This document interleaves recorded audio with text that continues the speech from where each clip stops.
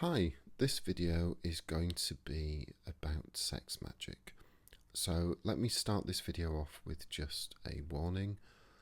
If you are offended or upset by descriptions of the human body, of sex, or anything sexual in nature, this video is absolutely not for you. If you are underage, please do not watch this video. I'm going to be going into some detail that may be uncomfortable for some people, but if you're an adult and you are watching this video, I assume that you have an interest in magic and particularly sex magic. And also let me say firstly as well what sex magic is not, which is an easy way to get sex, basically. I think there is certainly part of the occult community that join covens and groups, and their primary interest is not in magic, is not their own journey, their own magical path and experience. It's to get laid, and that's not what sex magic is. So now I've covered that, what is sex magic? Well, it's basically you are using the energy of sex and harnessing that during ritual work, during spell work, and you are using that as almost a boost to increase the power of your magical work. And the focus is always on the intent, the outcome that you are wishing to bring into your life. So another misconception about sex magic is that it needs to be performed in groups. That's actually very rare. The most common method of sex magic is actually alone, and that's probably the easiest way of performing it as well. But it can be performed alone, it can be performed in a group, it can be performed as a couple if you are lucky enough to be partnered with someone that also has an experience and an interest in magic. Now, one of the most famous modern day practitioners of sex magic is Aleister Crowley. Now, by no means is he the first person to perform it. Sex magic has been part of magic since humans started performing it thousands and thousands of years ago. But in terms of modern times and influence, Aleister Crowley is certainly one of the most important figures, and it was very prevalent. His breakthroughs in his magical works, where he really started to make great achievements, was when he discovered how to incorporate sex magic into his work. Now, Crowley is a very controversial figure, and I have very mixed feelings about certainly quite a lot of his work. He would often, for some of the rituals, he would bring in prostitutes to be used basically for the rituals, and they weren't really aware of what they were actually being hired for, and I think that's not a good thing to do at all. But in terms of other modern day practitioners, the much lesser known but I think equally as relevant Rosalind Norton, and there's a great documentary about her experiences and life. I think it's on Netflix, but you'd have to look, and it's called The Witch of King's Cross, and she was a very controversial figure, particularly in Australia at the time, and suffered a lot of persecution, but she was also very important in this field. Now, one other important thing to mention, very, very important thing to mention about this kind of work is, particularly if other people are involved, you should know the person well. It should not be a stranger. Safe sex should be practiced at all times for very obvious reasons.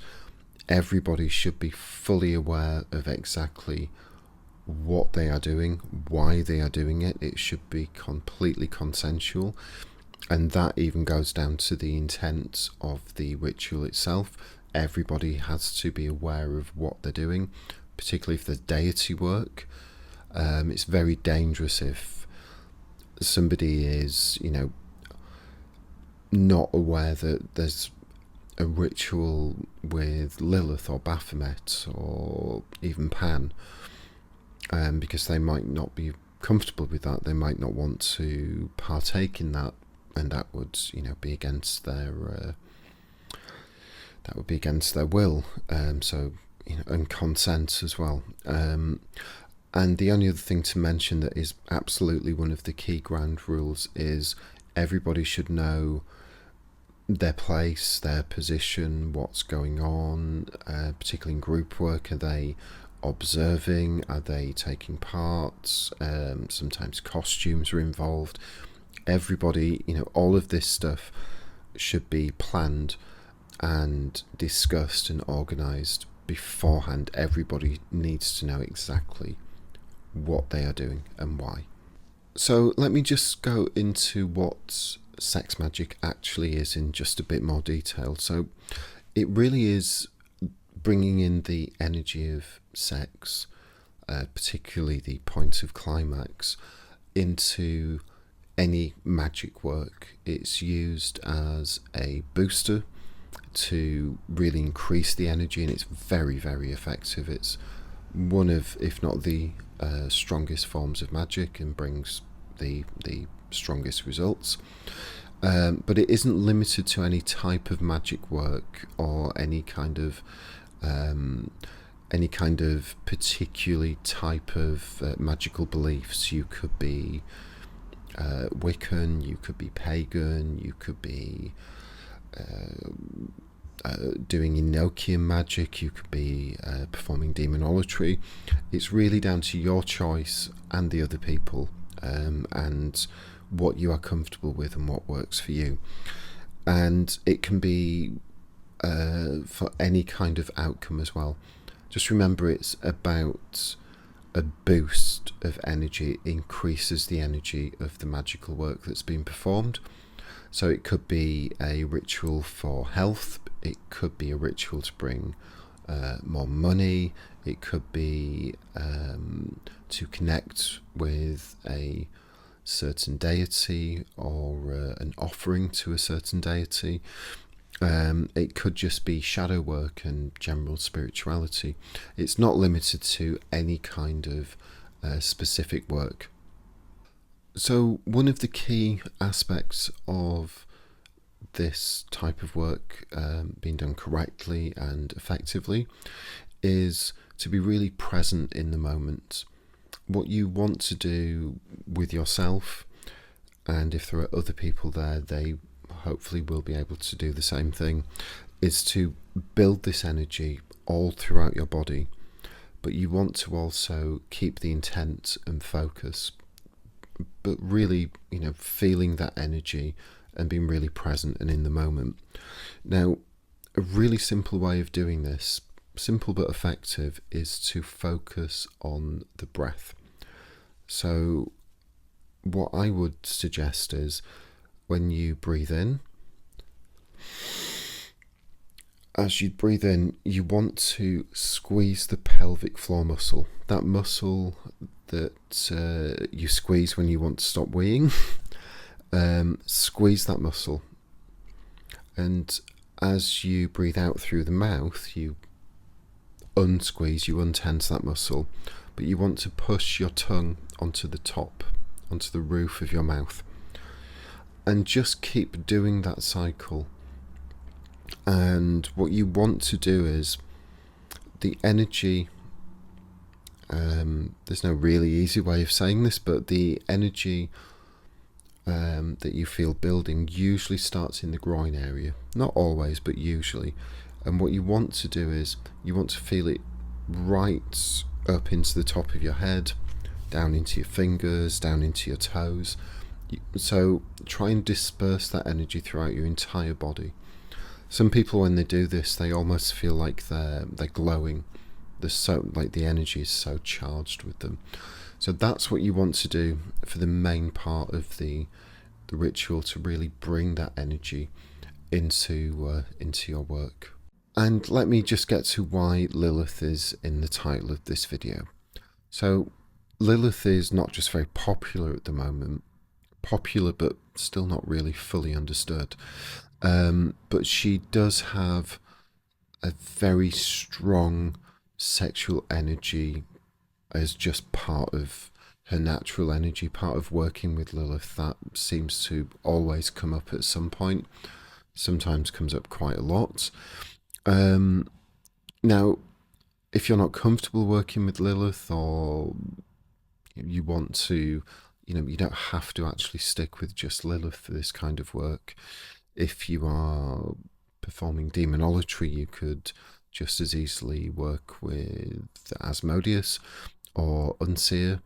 You could even work with the Greek god Eros, Pan, the Egyptian god Min, Baron Samedi, Baphomet. The list goes on and on and on. But Lilith is just very relevant at the moment and has seen a massive surge in popularity, and a lot of people are working with Lilith at the moment, which is really good. But I think people are, maybe not quite understanding. But that's a whole other topic. So Lilith, has been in folklore all over Mesopotamia, and she's synonymous with sexual liberation, sexual empowerment, experimentation even. That's a very, very big part of Lilith's energy. And, as sex and sexuality is a key essence and component of being human, it's something that, is really good to explore with Lilith. And, sex is a very taboo subject in most cultures. There's the old saying, the two most taboo subjects are death and sex, and yet, we all experience death, and if you're not having sex, you probably have it on your mind. It's such a huge part of being human, but it's also a very weirdly taboo subject.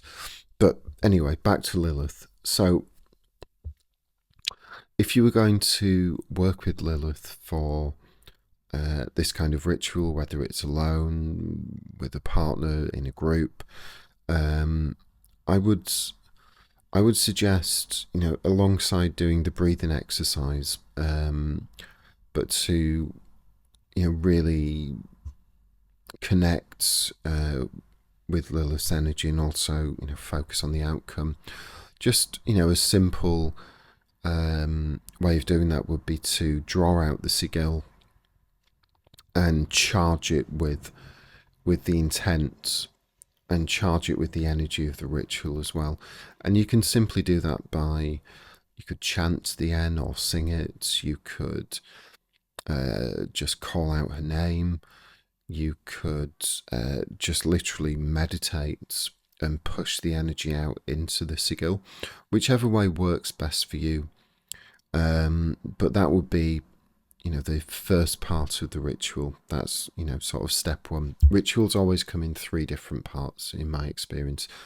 You've got the beginning, which is the preparation, the setting up, the, getting the energy right, doing the protection, the elemental circle, etc. Then the bulk of the ritual is step 2, the main work, the reason why you're doing the ritual. And then step 3 is the closing down part and grounding and undoing the elemental circle, and whatever you need to do to close that ritual down and let go of the outcome as well. So in terms of working with Lilith, I would recommend charging that sigil, keeping the focus on what you actually want to gain from the ritual. The ritual itself, in this case, would be the performance of the sexual activity, whatever form that takes. And then I would suggest, as you're closing down the ritual, to either burn the sigil, or you could bury it outside, but I prefer to burn the sigils and then release the ashes outside. And then you close the ritual down. So that was my maybe slightly longer than intended video on Sex Magick.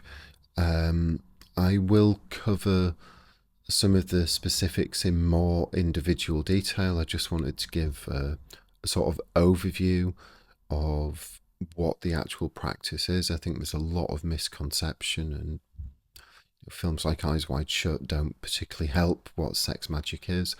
Even though that film is a very good representation, it's just done from a very negative standpoint, because that's that's appropriate for the film, but that's not really what anyone should be doing. But anyway, thank you for watching. I'm not going to suggest commenting or sharing your own experiences too much, because it's a very personal thing. But if you have found this video informative or useful or interesting, please like. If you haven't already, please subscribe, and thank you for watching.